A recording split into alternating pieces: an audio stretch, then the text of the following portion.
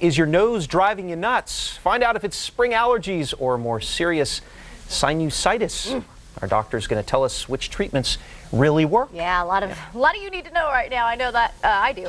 If itchy eyes and sore sinuses are keeping you from enjoying this beautiful San Diego weather, hang on. We're here to help you get a handle on your hay fever and help you find out if your sneezing is maybe a more serious problem. Dr. Brian Weeks joining us from Alvarado Hospital, and you're a busy man these days. It's definitely a busy time.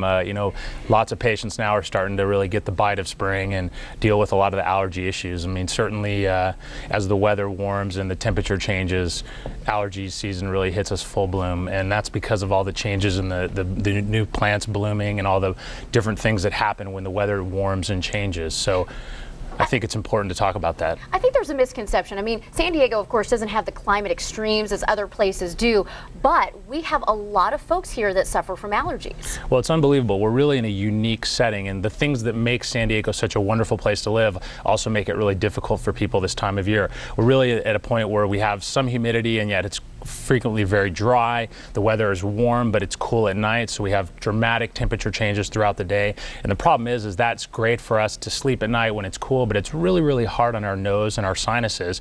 And our nasal membranes really don't function at their best when the temperature has these wide changes, when the humidity changes, when the barometric pressure changes. So this is definitely that time of year. You're speaking my language, baby. All right, so let's talk about allergies.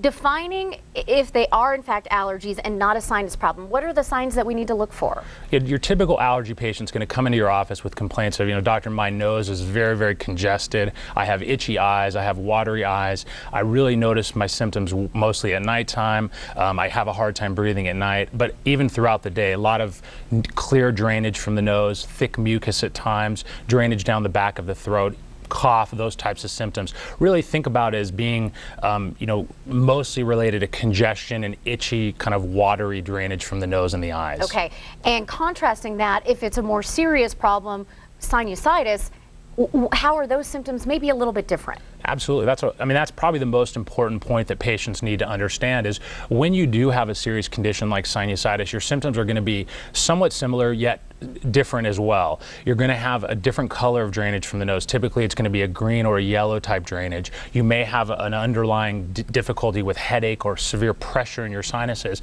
You often kind of like an elephant is standing right there on them. Exactly, like pretend like a big elephant just sitting on the front of your head. But truthfully, and often a fever or other symptoms, muscle aches, things like that you wouldn't necessarily associate with an allergy, but that may indicate and again, chronic sinusitis will drain you of your energy, it will give you fatigue, and it can lead to serious problems. Patients that have sinusitis need to be treated with a completely different paradigm, and I think we'll talk about both of those things here in just a minute. Let's talk about the allergy treatments. What are some things that, as a doctor and a physician, that you find are very effective with your patients? Well, I'll tell you, the first thing we always recommend to patients is literally just irrigating the nose with a saline solution. I always tell my patients when I'm talking to them, think about it like washing your car.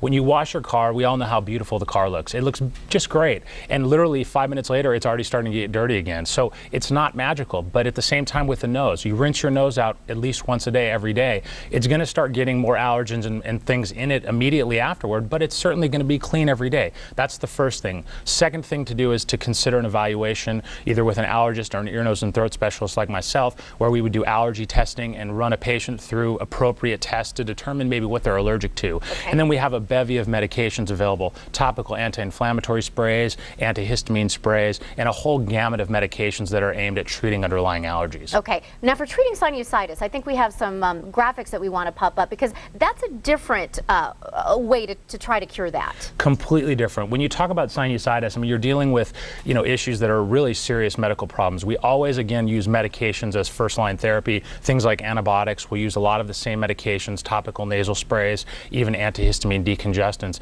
But again, when people don't respond to medications and they have underlying infection, then we talk about different procedures. We have a number of wonderful minimally invasive new procedures available to treat sinus problems, balloon sinuplasty, a number of traditional techniques that we use, and those are wonderfully effective treatments that we can do with rapid recoveries compared to traditional surgeries. Again, the key is differentiating allergy versus sinus infection. And you can help patients pinpoint that. Most definitely. And one thing I thought, it was so interesting, I had an experience where I had crazy chronic sinusitis for a long time. Somebody told me, because I had TMJ, tension in my jaw, that doing physical therapy could alleviate that. I didn't believe him. I tried it. It's gone, and I swear to you, I really haven't had problems since. I'll tell you what, temporomandibular joint dysfunction, or TMJ as we all know it, can be an incredibly uncomfortable situation. It can lead to referred pain, headache, pressure, things like sleep apnea. There are so many other conditions that we treat as ear, nose, and throat specialists that can mimic sinusitis or headache and pressure. So